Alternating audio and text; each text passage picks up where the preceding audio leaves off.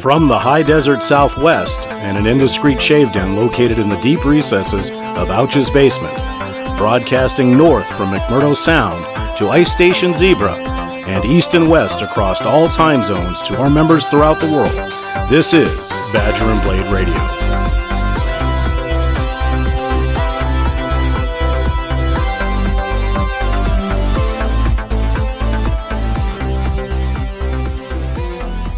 Good morning, good afternoon, or good evening, wherever you may be on this big galactic asteroid that we call home, and welcome to Badger and Blade Radio. Lots of great stuff on this episode, so we're going to jump right in with our news and events. One of our moderators, Ford Father, wanted to pass along that he had once milked a horse. Yes, indeed, you heard horse. Please contact Ford Father for further information. Keep an eye out in the general shave discussion forum for the active duty veteran PIF that George will be starting coming up in April. The Soap Forum weekly themes for April are continuing and they are now posted, so please sign up and get involved. Those themes will be April 1st through 6th, glycerin soaps. 7th through the 12th will be tallow soaps. 13th through the 18th will be veggie soaps. 19th through the 24th will be French soaps. And wrapping up April 25th through 30th, beverage-inspired soaps. If you have any further questions, please contact C. Vargo, the forum steward for this ever-popular weekly theme event. The razor of the month in the razor forum is the Fat Tip. This is an Italian-made 3-piece razor that is known to be quite aggressive. If you are interested in the discussion or would like to show yours off, please head on over. Once again, we'd like to thank everybody for their continued patience in the XF software migration, and keep an eye out for the new enhancements that are coming out in the future. Lurkers, those of you that have never joined up, there has never been a better time to join. It's free, and for those of you new members, don't forget to stop by the Shave Clinic and Newbie Check-In and Hall of Fame to introduce yourself. Did you know that the Contributors Forum have their very own private forum? You can't see it? Would you like to? Click on the Contribute link at the top of the main forum page to find out more or contact that forum steward, Dangerous Dawn. The New Look PIF, celebrating the new look here at Badger and Blade, is still going on through the 31st of March. And to date, we have over 300 entries for the huge prize package that will go to one person. You have 12 days left to enter, so please head on over and get involved in the largest PIF in B&B history. In the darkroom, voting begins today for the sculpture-themed photo contest. Please head on over to cast your vote. Voting will take place through the 26th. Don't forget, and check out all of our non-shaving related forums, including our vendor section, for a variety of different subjects here on www.badgerandblade.com. Finally, the next official B&B bingo game will be starting soon. Check out this video preview, and we will be right back after the break with our mail call segment. Stick with us.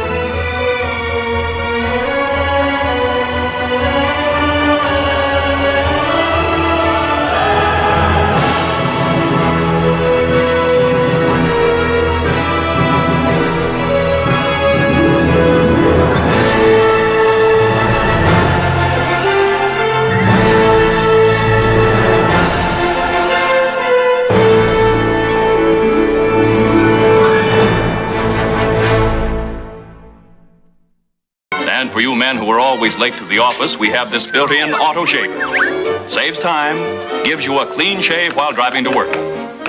But the street has to be pretty smooth. Whoop.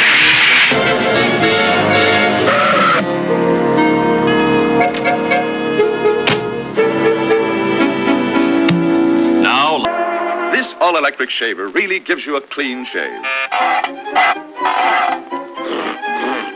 Yes, sir, it takes everything off.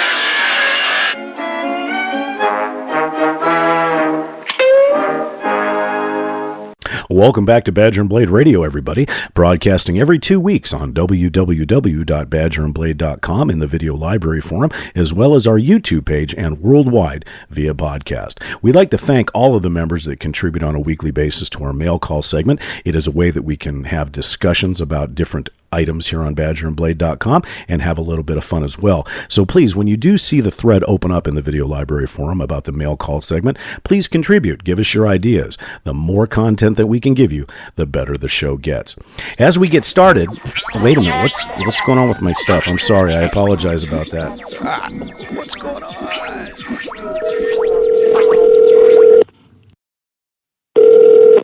Good evening, Dave. Everything's running smoothly. Good morning, B&B. We are rocking you from the straight razor to the good old DE. Denang me, get out some rope and hang me. You have been hacked again by your friendly neighborhood steward of the Shaving Brushes Forum. No one can stop the hacking. The CIA can't stop it. The FBI can't stop it. The CIA can't stop it. There's only one man that can stop it. And that just happens to be because he was in the Air Force and probably at the push of a button, he could bomb my secret underground lair. But just to show what a nice guy he really is, before bombing said underground lair, he will make sure that it is properly insured. So I think you all know who I'm talking about, the man of the hour, the man with the plan. You might know him as SkyPsyd or just Dave. Welcome, Dave. Well, hello there, Don. How are you this evening? This is a little strange being on the other side of the microphone. I am well. How are you? I'm doing good. Looking forward to this. Well, excellent. I have no idea where this is going to go. So, like Quint in his ship, we'll just let the tide take it. Roger that. Tell me a little bit about yourself. Let's start at the beginning. Where were you born? I was born here in Tucson, Arizona, to my parents, obviously my parents. Some people think I was hatched, but that's a different story altogether. But my dad was from Pennsylvania, first generation German, and my mom was born and raised in Puerto Rico. After the Korean War, they moved to Virginia, and my uncle, who was in the Office of Special Investigations of the United States Air Force, had gotten deployed here to Davis Mountain Air Force Base, and he called my dad one day and he said, "Hey, why don't you come out to Arizona? It's wonderful out here." Well, at that time, which would be the early 50s, Tucson was probably about 40,000 people, and it was in the middle of nowhere. The only claim to fame we had was old Tucson, where all the original Westerns had been filmed. And so my mom looked at my dad, and coming from a tropical location, said, "Are we going to get hijacked by Indians?" So they made the trek out here in a 1958 55 Buick Riviera, no air conditioning, in the middle of August. And when they got to the border at that time, and it's still this, you cannot bring produce from outside the state, fruits or vegetables, into the state of Arizona. Well, my mom had bought quite a number of bananas, and she was so upset that she sat there at the port of entry on the New Mexico state line and ate all the bananas before they would go over because she didn't want to throw them away. So then they moved in to Tucson. My dad was a physician. My mom was an RN. And Tucson was not what it is now, of over 1 million people. And they moved into their house, which was on the outskirts of town. And after 9 miscarriages in March of 1965, here comes this little bundle of joy. And that was me. That is outstanding. Thank you very much for being here with us tonight. Have a great night. You're a funny guy. That was like the second joke that I worked up. There were only 2. Oh, that's great. Any brothers or sisters? No, just me. Like I said, my mom had had 9 miscarriages before me, and they were actually getting ready to adopt. And okay. And then here I came. All right. Well, let's get right down to it. How was your shave today? It was fantastic. Chad over in the soaps forum is having another one of his theme months, and although it'll be past this when we air this episode, the current week is one soap, and I took it to the extreme and decided to do one complete setup. So I'm doing Saponificio Veracino 70th anniversary, the aftershave, and the razor, the Korat razor that was branded, called the Leonardo da Vinci. And I've been using that all week, and it's been fantastic because it's my favorite soap, my favorite aftershave, and then topping it off with a little bit of Aqua di Parma. So it's made for a good week so far. Oh my, that sounds fantastic, and it seems to eclipse my Aqua Velva this morning, which was wonderful. Absolutely wonderful. Say, don't short Aqua Velva. Aqua Velva is good stuff. Good juice. Yeah.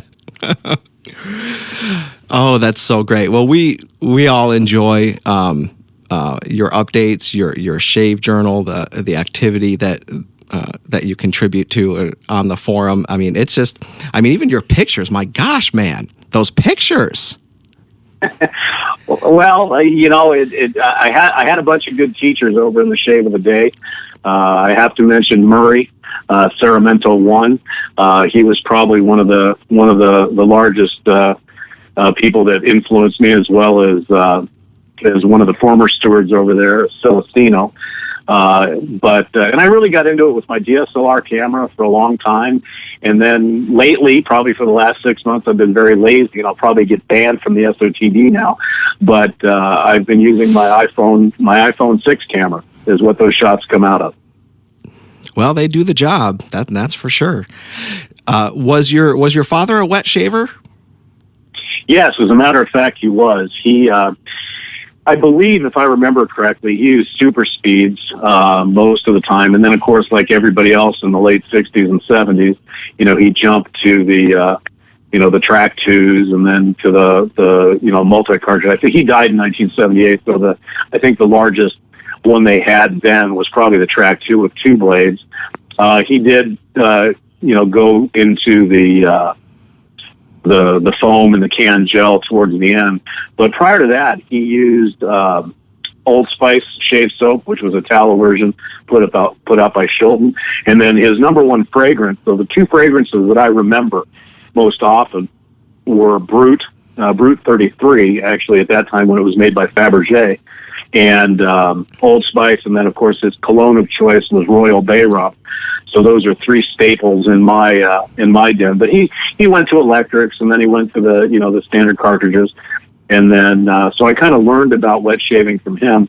But being younger at that time, I blended in with everybody else and started DE shaving, and then of course went into carts and all the goo and all that other stuff, and then B&B Badger and Blade was what brought me back into the traditional shaving.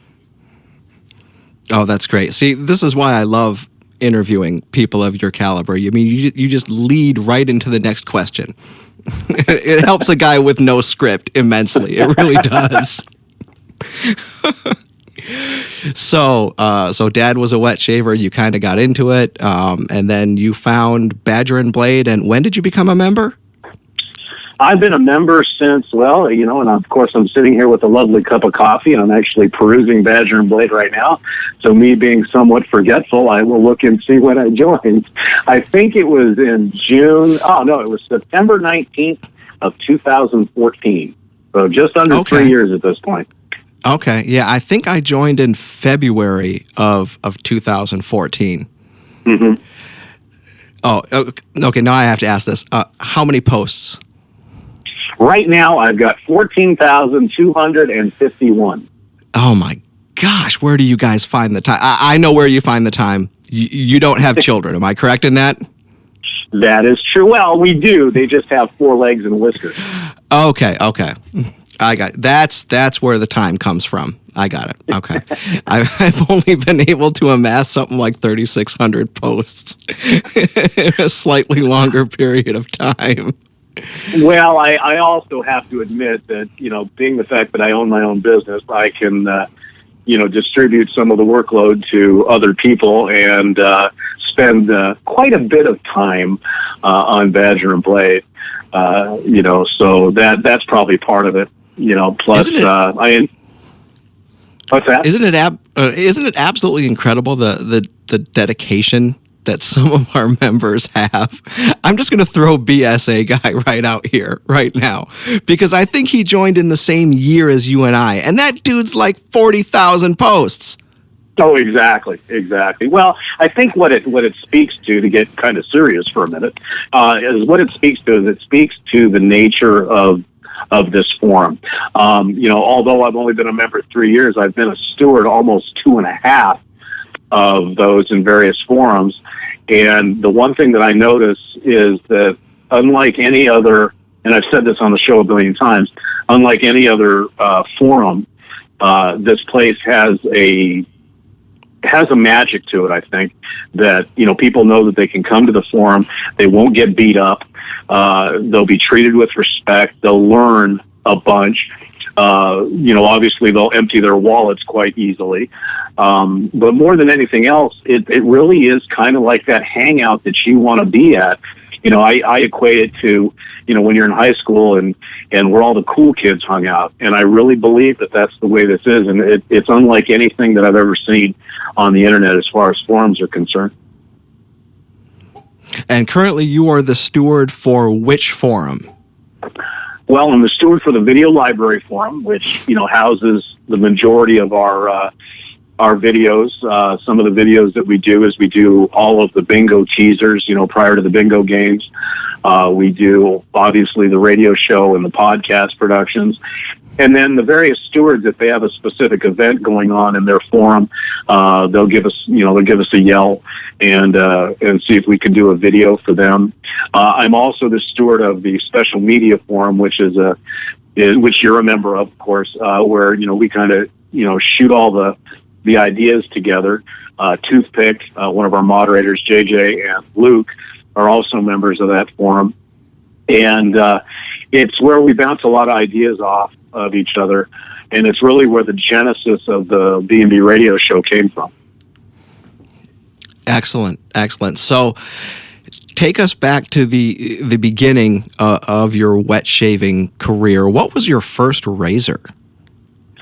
Wow. My first razor was probably one of my dad's Super Speeds that I'd found after he passed away. And then I went into the military, and, then it became all cartridges and track twos and stuff like that. Then there was that long hiatus. And on about, January, February of 2014, I had gone into Costco, and I looked, and it was $45 for a package of Gillette razors. And I said, this is stupid. So I had no idea at that time that there was an entire subculture that was still taking part in the gentlemanly nature of wet shaving. And so I went into a Walgreens, and I said, hey, do you guys have those old twist open razors? And at first I got a weird look, and then a lady came around the corner. She goes, yeah, we have this brand new company called Vanderhagen, however you want to pronounce it, and they have a brand new razor. So that was really the end of, the beginning, and then the beginning of the beginning was a Vanderhagen, the Vanderhagen blades, and the Vanderhagen soaps. And I came to realize that, maybe there is people out here who do this. I joined Badger and Blade, and the rest is kind of history. As far as the number of razors I have, the number of DEs I have, the number of soaps I have, and so forth. But it's a wonderful journey, because shaving always used to be a chore. It's something we had to do, and obviously in the line of work I'm in, you have to present yourself professionally. And it was just a pain to do it. And then after finding this and some of the other things that are out there, it's really become a way of life for me. I mean, and I take a little bit longer. I admit freely, I take between 45 minutes and an hour to shave every day, and I don't miss that. Even if I'm late for the office, I will take the time, because it's the one day that I can organize my thoughts. I can have a kind of a little spa experience before I go to work, and it sets the mood for my entire day. What a wonderful life without children. An hour to shave. That's amazing. Forgive me. No, that's just, I would love to have that at times, but no, it's great. So you've certainly amassed quite the collection. I think any longtime members of our forum that have followed you throughout the boards can certainly attest to the fact that you've got a lot of stuff, man. Yeah, in a relatively short amount of time. I mean, I started out, and I was, my wife Sharon. She is fairly frugal, and she was happy that I was going into the wet shaving realm. And kind of a funny story. I hope that some of the people some of the guys in the forum have heard this already, but I had the Vanderhagen, and it's basically a reworked Waiishi, so it's not exactly the highest quality, but it did the job. And Sharon's father, who I didn't have the honor of meeting because he died before we met, she had gone over to her mom's house, and I said, our parents, which kind of a funny side note, her father and my father were born in the same year, same day, which is kind of weird.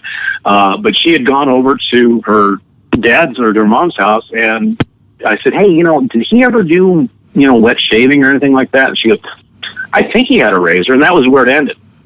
So about 2 days later, she came walking in, and she goes, I want to show you something. And so I had no idea. I had forgotten the conversation, and she pulls out a 1961 Fat Boy that was in pristine condition. I mean, it looks like it had never been used.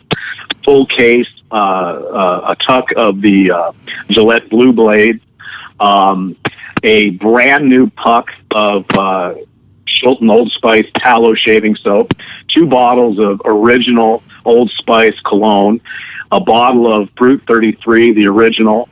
And I just sat there, and it was like stars went off. And she gave it to me. So that's probably my most prized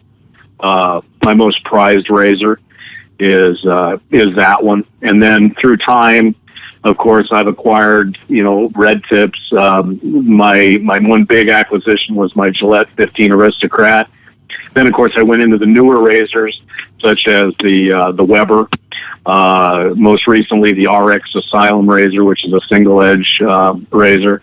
And then I got into straights, and I told myself that I would never do that because, quite honestly, it just seemed like way too much work just to shave. Well, one of my clients, an older client, came in and said, I've got this estate stuff from my grandfather. Would you want to take a look at it? And we had conversations about shaving and stuff like that. And here, lo and behold, she pulls out this old ratty Joseph Elliott razor that dates back to about 1870. And she says, do you want it? I said, sure. And I had no idea what I was going to do with it. Well, fortunately, there was a guy here locally that restored it for me, UA Cowboy, on the forum. And that was my first straight razor. And now I'm sitting at probably 25 to 30 straight razors now. And pretty much exclusively, that's what I use on a daily basis. That's so fantastic. I have 2, and I have yet to really commit to the habit, but I want to, and I will eventually. Well, I think what it is if you look, and you can ask the guys, we've got a little group over in the shave journals called the Cadre, is what we call it, and they'll attest to the fact that I'm very OCD. I try to match my shave soap. I try to match my aftershaves, my colognes, and I even try to match the coloring of the razor for the day. I know I don't have a life. I realize that. But it's one of those things that once you, and I said, I will do 100 shaves straight no matter what happens. And there was quite a bit of blood loss, but the one thing, once again, I have to circle around back to the gentleman at B&B, especially in the straight razor forum, is, you're putting basically a scalpel to your neck, and you have no idea what you're doing. And those guys helped you through. They showed videos.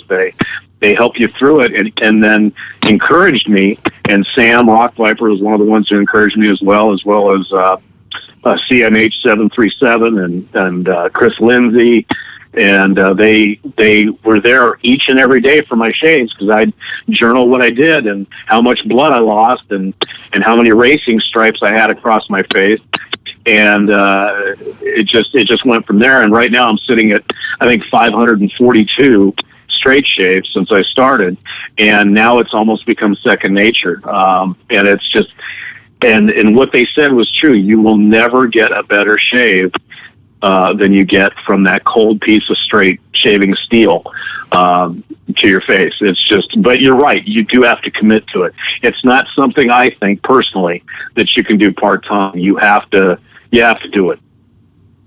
Yeah, it's amazing. I mean, leading up to this phone call, I mean, I just perusing your journal, and yeah, the consecutive shaves that you've got under your belt is great. And I know a few of the guys that hang out in the straight forums. So I'm just curious, who's got more razors, or who has the better straight collection, you or Mango? Because that guy's pictures in the shave of the day, oh my Lord! Well, I will say one thing about Mango Antoine. There's been quite a few people that have kind of inspired me, and I mentioned a few of them. But there's also Ronnie Alpster, who's one of the stewards over there. Ducato 11, Dave. They have been instrumental, but. And Arne, probably Polar Beard has probably been the one that has really been the one that has allowed me to increase my collection just by virtue of watching it. But back to Antoine, my collection of 30 some odd razors is well, let me put it this way. If Mango was on the 50-yard line with the number of razors he had in a football stadium, I would be in the next town over because I don't have anywhere near. And my collection is very, very small, but I've also been kind of picky what I've chosen, thanks to those guys. But then Polar Beard, Arne, introduced me to Swedish steel, and that's probably the largest collection. I probably have 15 to 20 razors that are based out of Sweden alone. But Mango's stuff, he has razors that you'll never see again. I mean, they're unobtainium. For instance, the Galatea razors, I think there was only 10 to 12 of them made in history, and he's got 11 of them. Wow. But he keeps such meticulous care of his razors, and literally, if anybody wants to get into straight razor shaving, the guys that post their straight razors of the day, there's the inspiration you need.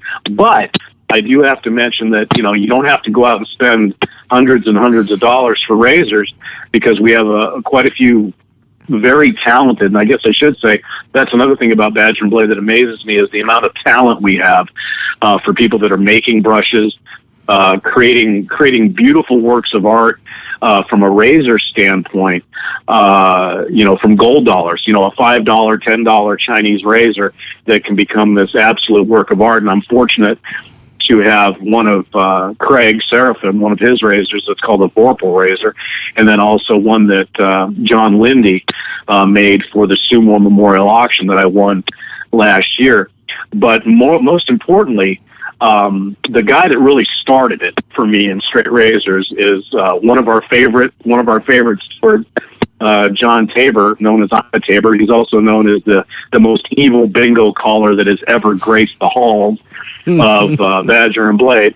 But he was so generous, and I had not known him that long, and he sent me 5 or 6 of his straight razors, and these weren't cheap razors either, and he said, play with them, see what you think. So for the next couple of weeks, that's what I did. I went through all the razors, and tried the ones, found the grind that I liked, found the razor I liked, and he would send me those for a couple of months until I got comfortable. And then one day I was about to send that Vorpal back to him, and he sends me a PM. He says, keep it, it's yours. And honestly, and this is going to sound crazy because we're talking about a bunch of tough guys here, I teared up because people have never shown that type of generosity to strangers that you see on this forum. And John let me keep that razor, and it was one of his favorite razors. And to this day, I cherish it. I don't shave with it as much as I should, because I keep buying new ones. But that's, and I know there's a theme here, and I keep bringing it back up, is that, this place is unreal. I mean, it's amazing what people do. But that's kind of my shaving history in a nutshell. It really is amazing, the community, that we have, the privilege of being a part of. I have 2 straight razors, and the first one that I got was also like you. It was sent to me by another member. He had seen me on the forums and asking questions and talking about different things, and he's like, let me just send you a Le Grillo, just a user grade, to get you started. So I sent that off and had that shaved with it once or twice, then sent it off and had it honed, and came back to me. And it was definitely a little bit better than my second one. Is just a gold dollar that I'm going to have to get honed by someone who's willing to hone a gold dollar. I know it's a whole other can of worms in that particular subject, but yeah, I think I will try and get back on that horse. Well, it's a great horse to ride, but the acquisition disorder pit that it creates is huge. Now, didn't you also get a custom straight razor made that I believe the inspiration of it was a car? Yes. Although Chad would argue with me because I'm the University of Arizona is my alma mater, and so in his is Utah, and so recently during the basketball thing, we took the Pac-12, but quite honestly, if it doesn't have wings, wheels, or an engine, it's not really sports to me. I'm huge into motorsports, air racing, Formula One, and that was really the inspiration because I am a freak when it comes to carbon fiber. In fact, one of my wedding ring is carbon fiber. I've got a couple of watches, which is a whole nother discussion, that is carbon fiber. So I went looking for a custom straight razor maker that would take the look of a Ferrari concept car that I had and turn it into a razor. And luckily enough, one of our vendors here on Badger and Blade, Jerry Stark, who just happens to have his shop in Arizona, was willing to give it a shot. And it worked out fantastically. I've actually got 3 of his razors now, all of them customs. And he does just tremendous work. And what I like about it, he's a local artisan, and I try to spend my money as much as possible in the artisan realm. And the fact that he's in Arizona, that means the money is spent here locally. And it's just a tremendous razor. I mean, it terrified me for months because it basically looks like a giant cleaver. But there are so many artisans out there right now. This, for lack of a better term, this almost seems like a renaissance for the traditional shaving, whether it be straights, double edge, single edge, hybrid, stainless steel. Anybody who's getting into the traditional shaving realm now has to feel like a kid in a candy store. I think one of the first razors that I saw, and probably one of the things that drew me into wanting to pursue it more, is I'm in Michigan, and Tim Zawada is also in Michigan.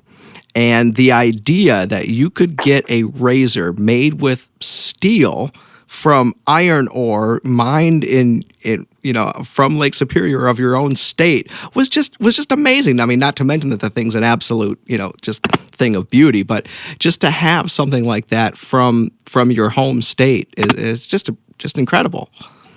Well, and it's funny you mentioned Zawada because both him and his son, those are on my bucket list because the level of work that they do is just amazing. When you look at it and you see the simplicity, or you can go in the entire other direction and get something totally wild. But there are just so many artisans out there that are just tremendous, and it's just amazing. Some of the razors you see, I mean, it blows the mind. It really does. So in addition to keeping up an incredible shave journal, by the way, and keeping up with being the steward of 2 forums, you also founded a special group of gentlemen, a new club and brotherhood. What can you tell us about the CEC? Well, well, it's funny. The Central Enablement Center in the Clubs and Brotherhoods came out of a conversation that me and Chris Holmes, CMH 737, were having about. In fact, it was one of the first interviews that I did as a Steward Spotlight on the radio show, and he is a soap fanatic. The man has tons of soaps, and he reviews them incredibly.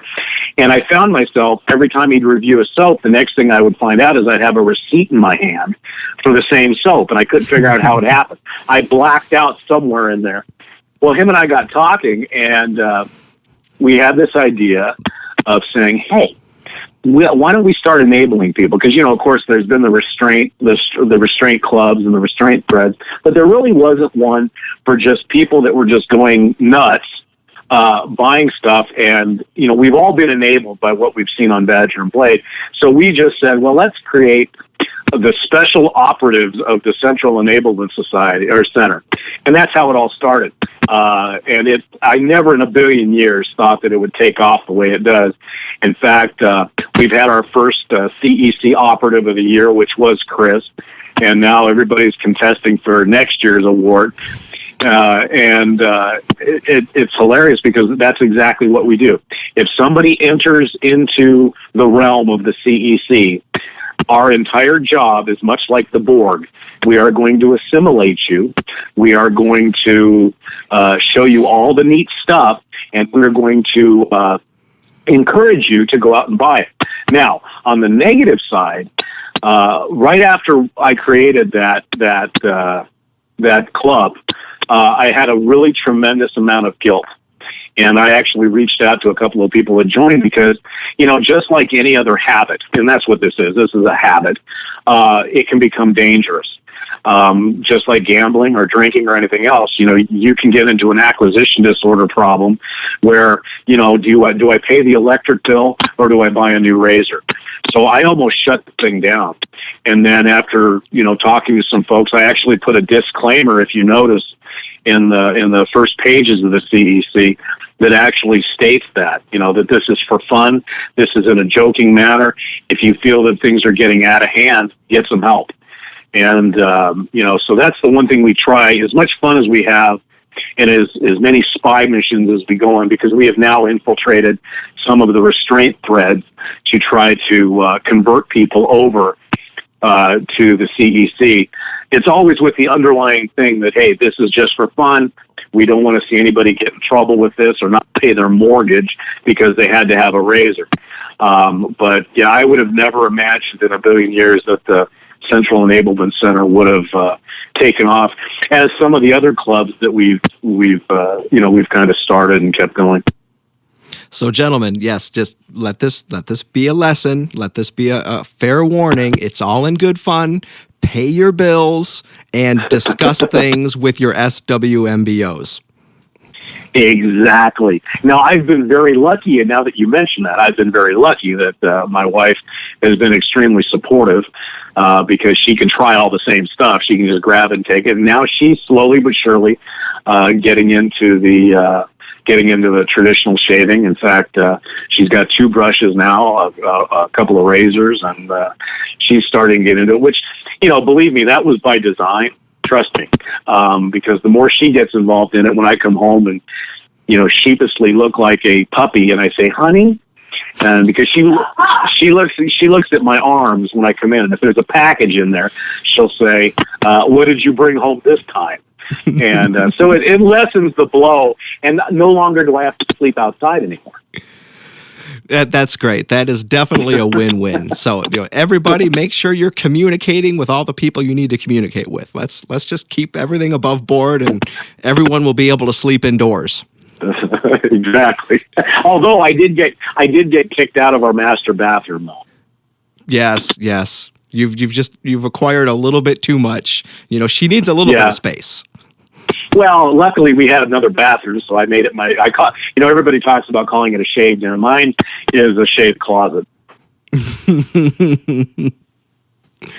Oh, so what are your hobbies outside of, everything that you do on Badger and Blade. If I recall correctly, I seem to remember some really lovely photos of you on a river with some fish. Oh, yes. Yes, that was, I do enjoy fishing, although I'm terrible at it. This last year, we went on a 5-day fishing trip and caught nothing.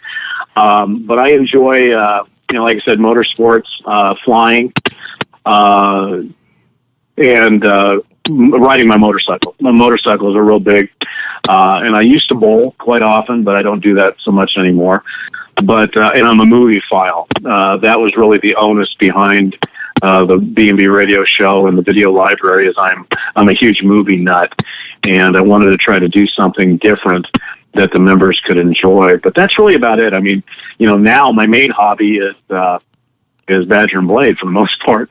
I used to collect watches. That was my gateway drug into everything else. And luckily I've kind of curtailed that after, quite a number of watches, but we won't get into that. Oh, yeah. I can speak on those things just really, really quickly. I'm by no means a motorsports enthusiast, but I did get an autographed picture with A.J. Foyt as a very young boy. So that was really neat. Oh, that's fantastic. And as far as watches go, the one I'm wearing right now, which was my Birthmas Day present. As a quick aside, if you don't know what Birthmas Day is, and I'm guessing you may not because you don't have children, and that's okay. But Birthmas Day is when you're a dad with a family of at least 3 kids, and these holidays and birthdays come by, and your wife consistently asks you, "What would you like, honey?" And your answer is usually, I'm fine. I'm good. Let's get something for the kids. Let's get something for you. And then you do this for about a year. And so you skip your birthday. You can skip Father's Day. And you may even skip Christmas until your wife comes to you and says, listen, you are getting something. Now make your peace with it. So that is a Birthmas Day present. So my most recent Birthmas Day present was a really cool Citizen watch with the Eco Drive on it, and I get geeked out whenever it syncs to the atomic clock that I think comes out of somewhere in Colorado. Yeah, it comes out of Colorado Springs. Yeah. Well, and I think. And then lastly, real quick, I started a thread in the barbershop just wondering what the favorite 80s movies are of everybody. So at this time, I will officially ask you, what's your favorite 80s movie? Wow, that's a tough one. As far as comedy, I would have to say Breakfast Club. Watching all those actors, either crash and burn or go on to huge careers. I'm a huge science fiction nut, so even though it was in the 70s, but it bled into the 80s. Any of the Star Wars movies, the Alien, all the Alien movies are among my favorites from that time frame. And then of course I'm a huge Trekkie, so. Even though the movies of the Star Trek that were done in the 80s, like the original Star Trek movie with Beeger was probably the worst Star Trek movie ever made. But yeah, I would say probably Breakfast Club. Well, actually, and I'm not sure if it came out in the 80s, but A Princess Bride is probably one of my all-time favorites because it's a cult classic. Absolutely. Yeah, everything that you mentioned was heavily covered by many members that have already replied already. I'm going to go with Remo Williams, The Adventure Begins, because I remember seeing that in the theater, and it still cries out for a sequel. I would love to see a sequel to Remo Williams. Yeah, that would be good. That would be fantastic. So I think I'm hitting my stride in the script that I had prepared, and I kind of ran out of ideas. So what I did is I went to our forum. I took a select group of people because only 15 would fit in one conversation. I thought about doing 2 conversations, but I stopped and I just cherry picked it at 15 people. So I sent out a message. Oh no! To some folks that would love to have some answers. So let's go to our mailbag. You've got mail. Oh God!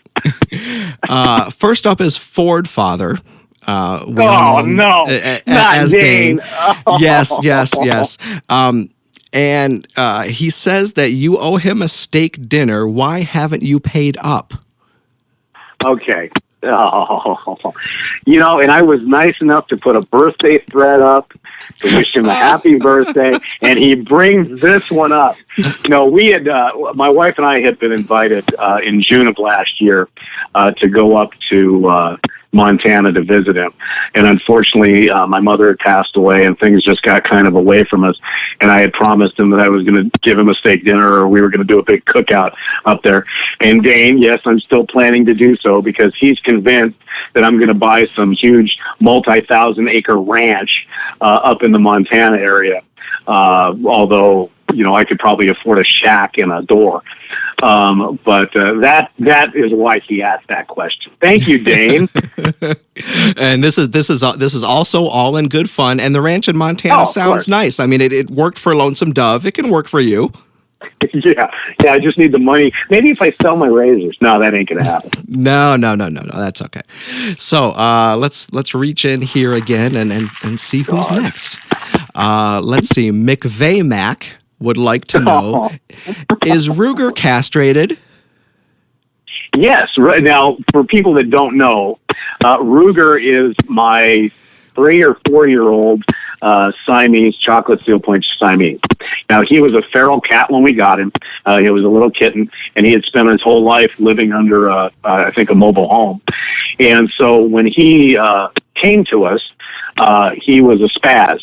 And my wife and I both looked at each other, and although she wasn't exactly happy on how I named it, because I am into firearms as well, we named him Ruger because we thought he was a pistol. And unfortunately, right now, he cannot determine whether he's a dog or whether he is a cat. And it varies depending on the time of day. And he also has a connection with Chris Lindsay over in California, CB Lindsay, because he has a rooster and a goat, and somehow they psychically connected with Murphy. We all know Murphy. Anything bad that can happen will happen. And so Ruger has become kind of a psychic cat. But no, he is, he has been castrated, but yet that did not affect his attitude in any way whatsoever. Thanks, Walt. Okay. Let's reach down and see who's next here. A twofer from Major Rich. Oh man, you picked all of them, didn't you? Wow. It was a very carefully selected list. Yes. Yeah. First, boxers or briefs? Briefs. All right. And second, where do you store the magic unicorn? I can't believe he asked that question. If you've been following, for those that don't know, there was a commercial that was put out, and this came from the mind of CB Lindsay, who is probably one of the most hilarious people I've ever met. And we were talking, I can't even remember what we were talking about at this point, but he posted a video of and obviously keeping this conversation within the terms of usage, I got to be careful here. But there was a unicorn advertising a item that people are starting to use in their bathrooms called the squatty potty. And basically what it does is it puts your legs up so you're in a better position to, let's say, evacuate thyself. Well, in this commercial, the unicorn was doing his business, but what he was doing is he was evacuating rainbow-colored soft serve ice cream. And I'll just tell the folks to go look at the video because I'm going to get myself in trouble. But the unicorn is not kept here, Rich. I think Chris has it under contract. Oh, okay. Excellent. Okay, who's next here? Oh, man. Dex Utter. So this really isn't an interview. This is more of a roast, correct? I knew a little bit about these questions as they came in. Half of them I really had no idea. Okay. Next up is Dex Utter. He would like to know, how long does the photo process take? For my photos? Oh, okay. Yes. Well, thanks, Brent. Thanks for that question, Brent. Basically, once I determine what I'm going to shave with for the next day, I've got a photo kind of a photo booth kind of thing that I've got set up. Just a small. I mean, most people think I've got this big elaborate photo set up, and I really don't. And it takes me probably to take the pictures once I position everything. It probably takes me 10 minutes to do the pictures, and then maybe another 15 minutes of post editing in Photoshop, to clarify the picture and stuff like that. And usually I do that, usually later in the evening, because many of the cadre members think I don't sleep, that I'm a vampire, but usually later in the evening. And that's it. So it probably takes me 30 to 45 minutes, and that would be a long time. Now, it used to take me longer when I was using my DSLR, but now that I've been using my iPhone, which shoots great pictures, it takes me probably, I'd say the longest, probably 30 minutes. That's good, because he really wanted to know. I mean, he broke it down from like setup, the actual photo taking, the editing, etc., and then he quantified it, saying that because they're all beautiful except for that one. Oh God! Oh man, these guys have memories like elephants. There, one day I made a comment because I had got up late for work. I didn't take because normally I take my pictures the night before, post them the night before. That way I can describe the shave the next day at my leisure. Well, I did not get up, or I forgot to do it the night before, and I just grabbed the stuff. I did a quick snapshot in the bathroom and posted the picture, and I made the mistake of apologizing for the quality of the picture. And for the next 2 pages of my journal, I was basically raked over the coals. They are kind of merciless, aren't they? Yeah, but I probably deserved it. Oh, this is too fun. Let's see. Okay, some serious questions now. Things that that really matter to humanity at large. Clyde 72 sure. would like to know: are we Earthlings all alone in the universe, and is said universe finite or infinite? Well, that's a good question. Now, this is only in my opinion because I'm not an expert, nor am I Neil deGrasse Tyson, who, by the way, is the killer of Pluto. I must say that. I would say no. There is, that old cliche that says if we're the only ones in the universe, it's an incredible waste of space.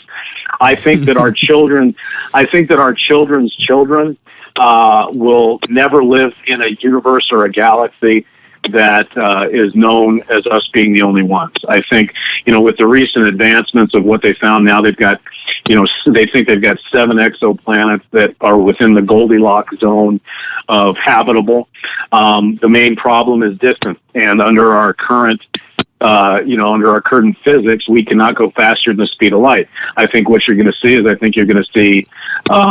science challenge our current physics. I think we are going to create a way to travel within the stars, and I do believe that our galaxy is infinite. I think that, thousands and thousands of years from now, people are going to be, traveling to different planets and different stars like we go to the mini-mart, to be honest with you. Well, there you go, Clyde 72. If you're listening and you're not reading A Brief History of Time, you've got your answer. This is great. Oh, let's see. Let's reach.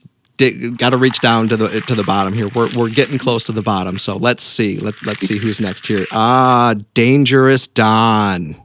Oh, this one should be good. He submitted a few, and I just tried to pick the best one. So my apologies, Don, if I did not pick the best one. But he would like you to explain definitively why enchiladas from Arizona are better than those from Mexico. Well, first of all, traditional Mexican food from Mexico is really nothing like what we have up here. We've Americanized it, although in Sonora, which is about 60 miles away from us, that's where the Mexican food in Arizona is really came from. And you've got 3 styles. You've got the California version of Mexican food, like you would find on Olvera Street. A lot of immigrants that came up through the Tijuana area and made their way to San Diego and then further north.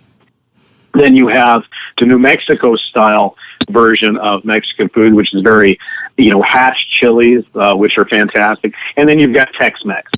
The reason why I think the enchiladas from Arizona are the best is because, number one, my wife makes the best enchiladas on the planet, but it's the way that the corn tortillas and the cheese or the sauce is really the key.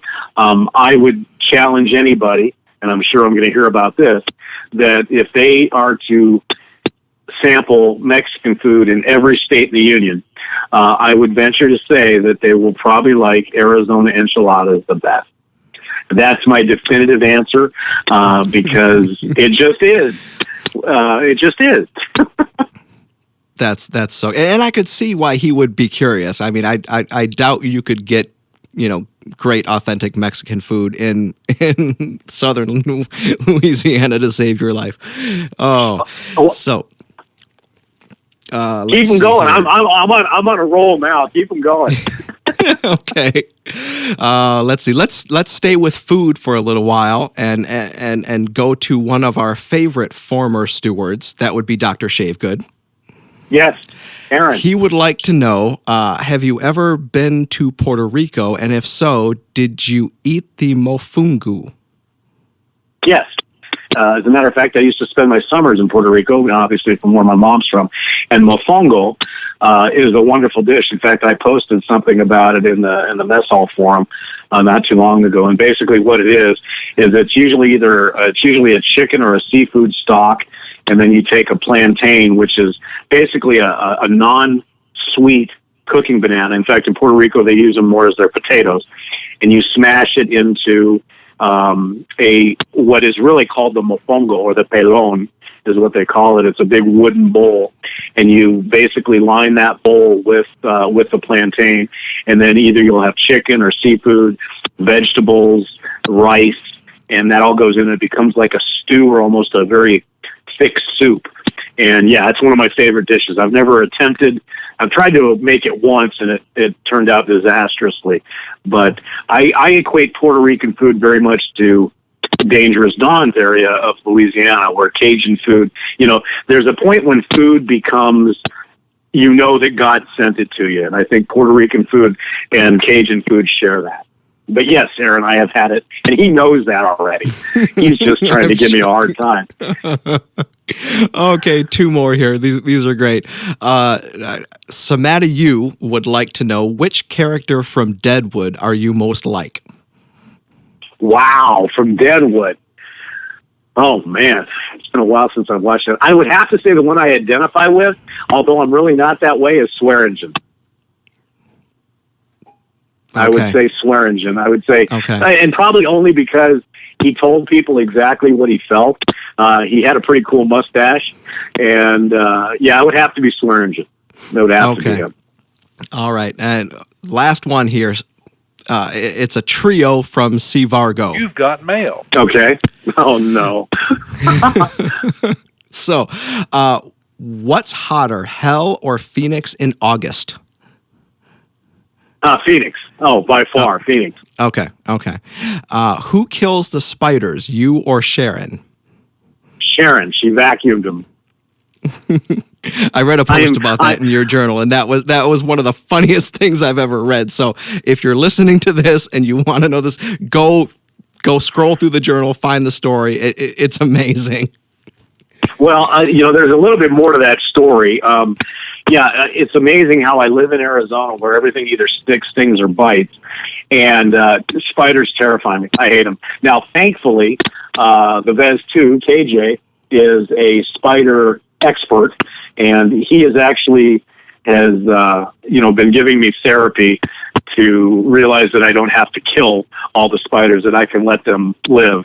But to do that, I have to have Sharon get them, because I won't. I think I'm right there with you. I'm the spider killer in my family, and I say they gotta go. I'm sure they do great things for our biological world, but just not in my house, man. Exactly. So last question from the triple header from C. Vargo. What's your favorite Menudo song?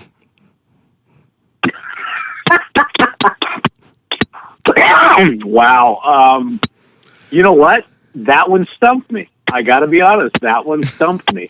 because I don't even remember any of the Menudo songs, although I remember as a kid seeing them on TV, but I don't remember any of the songs. Sorry, Chad. I would have to bow out. So Chad wins. I mean, I don't know. I just remember, like, headbands and the leg warmers and, stuff with stripes. Yeah, that, I have such a vague memory of that. Maybe it's because I blocked it. I don't know. I'm surprised there was no question from Chris Lindsay. Wow. I'm impressed because he would have nailed me. I'll have to check and see if he was on the list. I'm honestly not sure, dude. Well, if he wasn't on the list, if he was on the list, thank you. And if he wasn't on the list, thank you, because he would have taken me over the coals. Oh, well, this has been fun, man. That is officially all I have. I just want to thank you for letting me do this. It was a ton of fun. We're both tech geeks, so we both like this, and it's just nice to spend time with a pro. Thank you for giving a hack a chance. Well, Don, you've been very supportive of the radio show, and that's probably the only thing I'll finish up with is just I want to say some thank yous. Now, if you've listened to the radio show before, I say this every single episode, and I'm sure some people think it's just scripted, but it really isn't. I want to thank the moderators and the stewards for all the support they've given to the radio show, because it was kind of a crazy idea. If I may be so bold, I came up with a crazy idea. I approached Toothpick, and I said, hey, this is something that's not being done on the other state forums. Let's do a radio show. Well, obviously, his first response was, Dave, we're on internet. Why would we do a radio show? And I said, well, we can do it with video and stuff like that.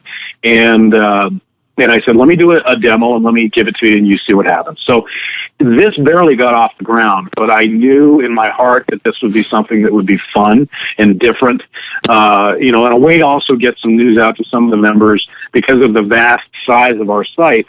This is a way to kind of encapsulate everything into an hour show. And thankfully to JJ, he's been one of the biggest supporters of it.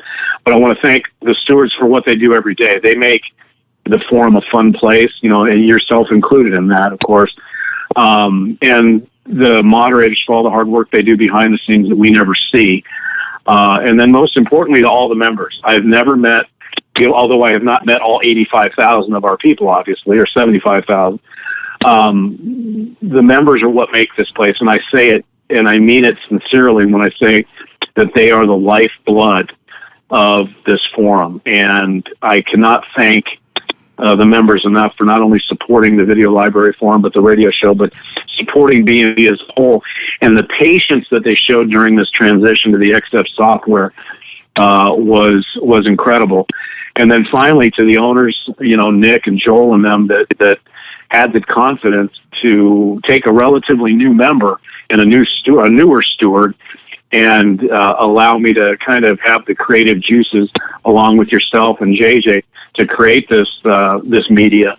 It's an incredible place. And I actually literally look forward, and I don't know what that says about me as far as not having a life, but I look forward each and every day to finding and learning something new on the forum. And that's what makes doing the radio show so fun, and I hope people are enjoying it. Oh, we definitely enjoy it. Absolutely. So I will add my thanks as well. And that's it, folks. You don't have to go home, but you can't stay here. We are out. Well, we hope everybody enjoyed that Steward Spotlight interview, or should I say roast. We'll be right back right after this. Hey B&B, SkyPsyd here. When I'm looking for shave gear of any type, I look no further than our vendor section. These supporting vendors have been a big part of BadgerandBlade.com for a long time, and as you know, we try to put up little breaks in our show with vintage shaving commercials. However, there is a finite number. So, good news. Look out for this over the next couple of months. We will have vendor-sponsored commercials. We are producing them as we speak, so keep an eye out, and we'd like to thank all the vendors for their support of B&B Radio. This brings another episode of Badger and Blade Radio to a close. We'd certainly like to thank you for listening and hope that you enjoyed our little comic relief episode this week. We've got a few thank yous we've got to send out begrudgingly for the roast during this Steward Spotlight interview. We'd like to thank Don, Mighty Eskimo, the steward for the shaved brush form, for being involved and hijacking our interview. We hope we had a lot of fun doing that. And we'd also like to thank the following: Ford Father, C. Vargo, Major Rich, Dexeter, Alex 2363, Clyde 72, Dr. Shavegood, Dangerous Dawn, and Smadayu for all the questions for the interview. We did not get, unfortunately, to all of them. However, in our next episode, during our mail call segment, we will finish those questions up and discuss those, and we'll also discuss why that the vast majority of these folks had an affinity for Menudo. Now, that's both the band Menudo and the food Menudo. What's going on here? We'll certainly find out on the next episode. As always, we'd like to thank the mods and the stewards for all the hard work they do each and every day to build content and to keep the site running as smoothly as it does. We'd like to thank the owners and the administrators for all the hard work they do each behind the scenes and to keep Badger and Blade as wonderful as it is. And finally, we'd like to thank you, the members. You are the lifeblood of BadgerandBlade.com, and we appreciate your support each and every day. I've been your host, SkyPsyd, and join us for the next episode of Badger and Blade Radio.